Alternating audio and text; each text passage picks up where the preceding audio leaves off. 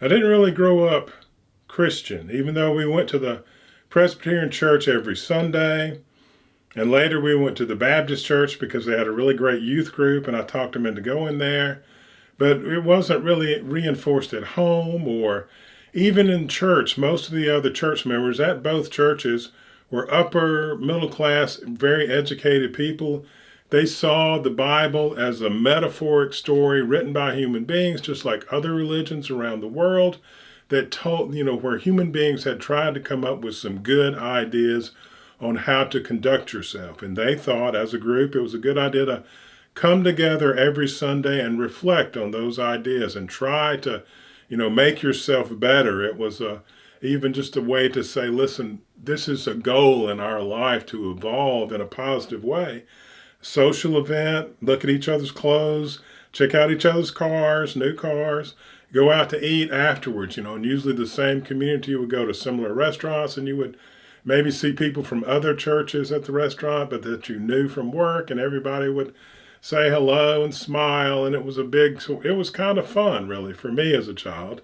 I had a horrible, horrible parents, and it was a nice time because they had to be on their game and act like they were wonderful people.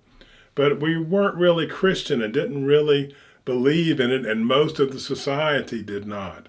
The evangelicals, the people who really believed a literal interpretation of the Bible back in the 70s and 80s, were marginalized and their voices were not heard because the educated voices who had a larger view of the world, that is what dominated. They realized that the people who believed literally in the Bible had a very, very narrow worldview.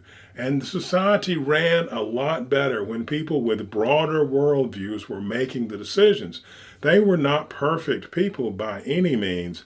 It was that whole thrust in general that education and understanding is most important. And then in the 90s, the evangelicals started to take dominance. And then it became this idea that the Bible was literally true and started narrowing our worldview, our collective consciousness, the worldview of our collective consciousness became severely limited, and that's not good. That hasn't been helpful. We need to go back to an understanding that all this information that we have collected over the last few centuries builds a huge worldview with a very mysterious universe that we understand parts of. And, so much, the Bible is one part of it, but it is a very small part. And we need to have a collective consciousness that contains it all.